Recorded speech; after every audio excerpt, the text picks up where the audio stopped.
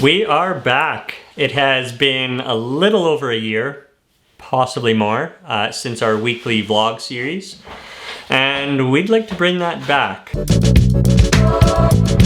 Well, a lot has happened this year. Where do I start?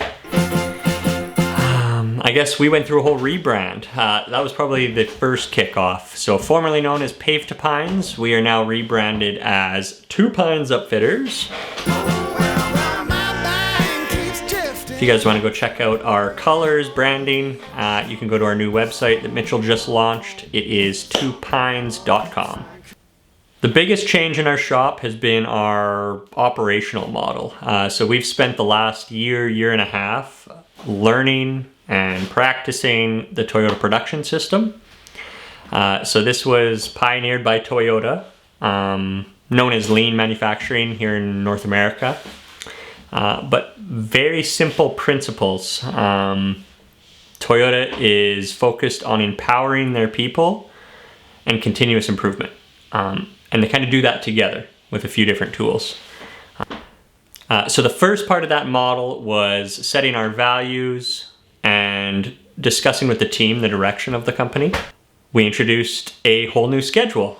So that meant including Kaizen time, so continuous improvement. So that's a period every single day that we get to work on our improvements around the shop. We introduced morning meetings. So we rotate every single day. A new team member takes lead and we go through our structured morning meeting. What else did we introduce? We introduced a turn back board and a stop and fix culture. So the biggest thing on the floor is we want our team members doing the work to be the ones that flag the issues and improve upon those issues.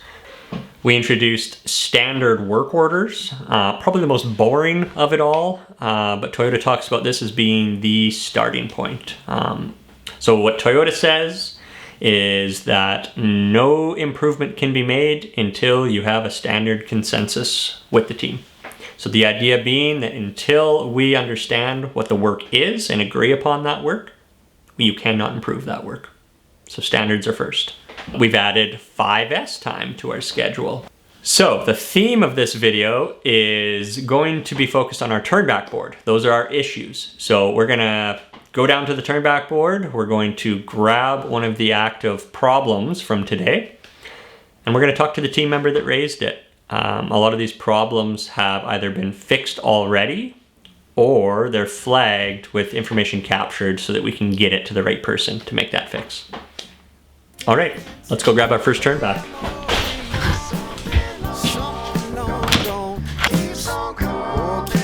Coming back to me, my heart is hung up on what used to be.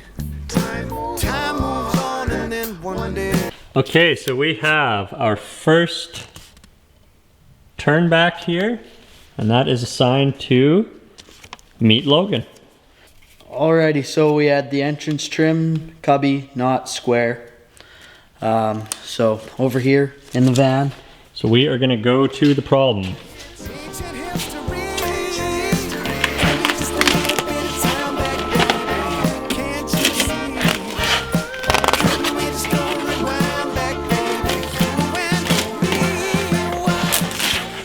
This piece right here, going to there was not square, it was out of whack like that.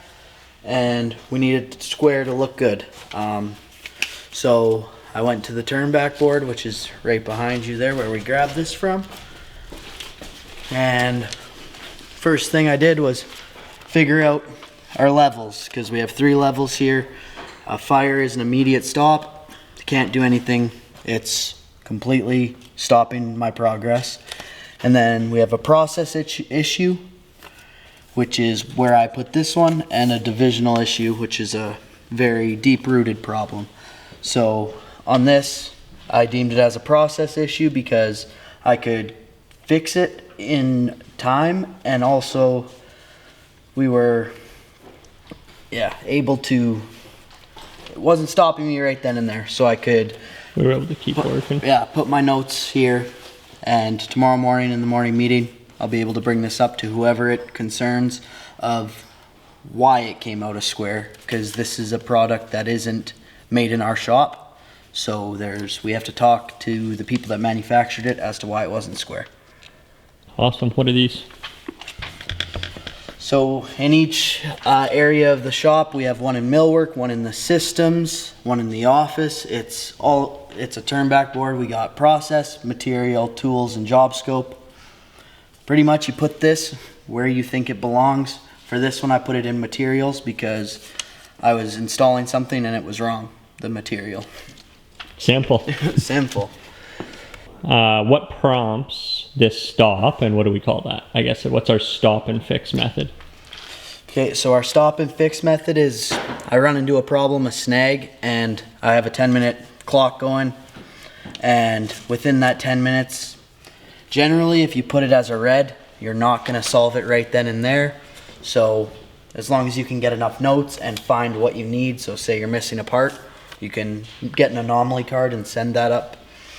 And so for this one, it was yellow because I was able to fix it, but it's not completely resolved because other people need to talk to the other manufacturers to make sure it doesn't happen again, or at least that their process doesn't send us non-square things. So chasing the root. Yeah. Finding the root cause. Yeah, so in this one, I had my 10 minutes going, found out that I could get it square, and so all I did was jot these notes down so I can pass it down the line to the higher ups. Whoever can make that final change. Yeah. Okay, and then we go through these every morning. So these will get talked about, everyone that gets flagged. We missing anything there? As you can see down here, our Kaizen, which is improvements, we go right to, so on this one, I would go, this needs to be a Kaizen, put it on there, and then give an assignee, and put it to our priority board. That's an important one. So why do we do that? Why don't we go right to Kaizen with that first sticky note? Because there's some times where it's not always a problem. Like one and dones that you run into, like, oh, it was missing, this cabinet missed a hole, I had to cut it. It could be an anomaly and it only happens once. Right, so we want to be able to filter those out. Yeah. And not muddy up the improvement board. Yeah, so priority, go there and figure out where it lies, right? Awesome. Yeah, thank you, Logan. Yesterdays for you and I, it was a flame back then, but oh my, something set ablaze when we said goodbye.